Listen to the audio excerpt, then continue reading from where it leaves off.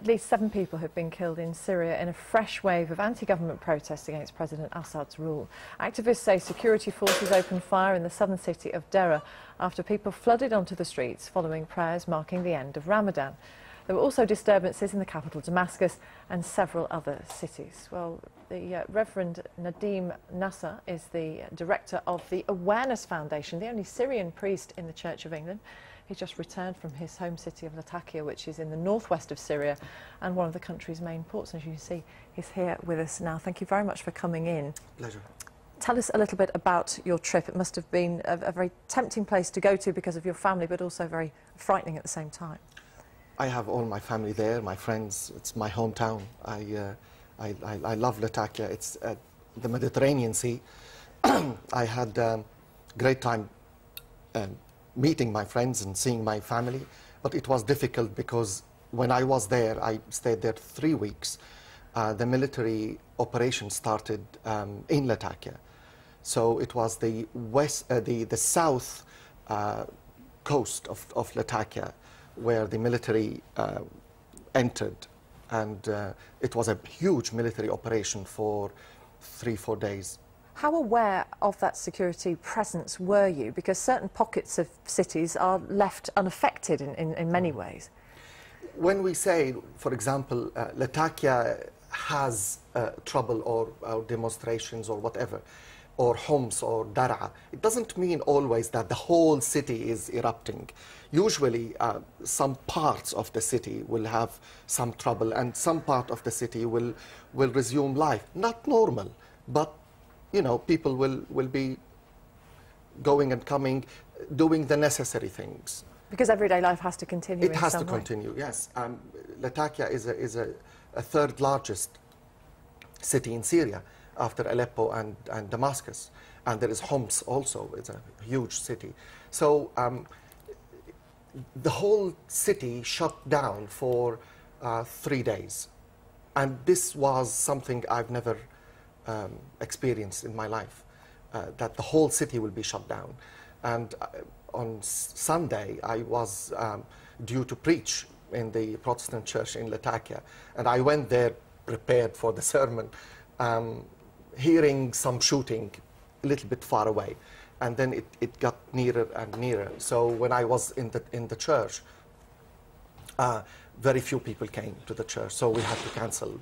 We gathered and we prayed for the country, we prayed for our city, for the people, and then we sent the people home. What were people telling you about how they see this situation developing, how they see President Assad's position in future?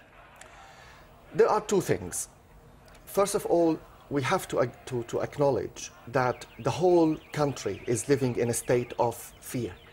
Fear of the future, fear what is going to happen, fear of each other, who is, I mean, it's very interesting also and exciting in a way. For the first time in my life, I'm 47 years old and all my life in Syria, for the first time I hear people talk about politics, which is fantastic.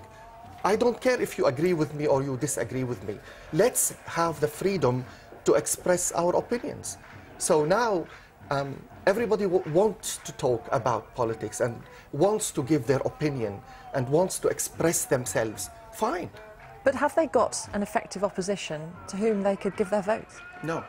If we assume that the regime fell today, do we have an alternative? No, because the opposition is fragmented, divided.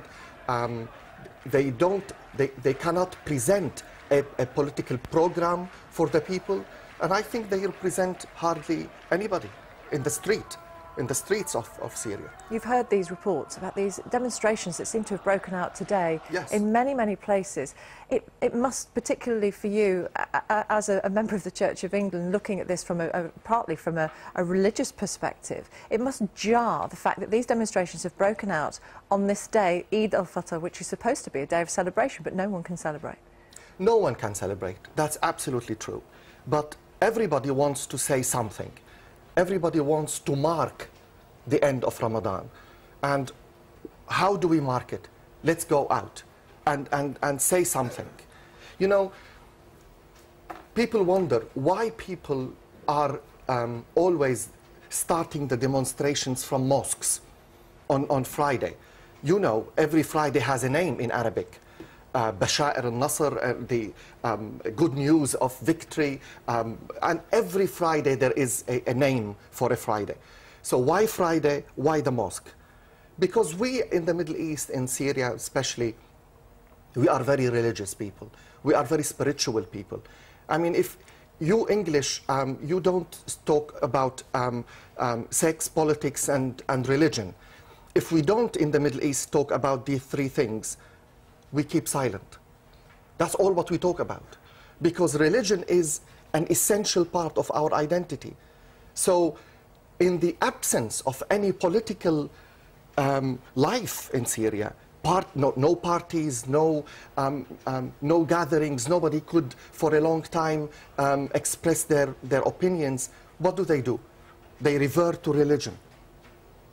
So they started the demonstrations from the mosque, not because they are suddenly more religious, but they feel that the mosques can create a gravity point. And with people gathering together for Eid, that's not a surprise. That's exactly the point. Nadim, Nassar, thank you very much for coming in and talking to us about your visit. Thank you. Thank you.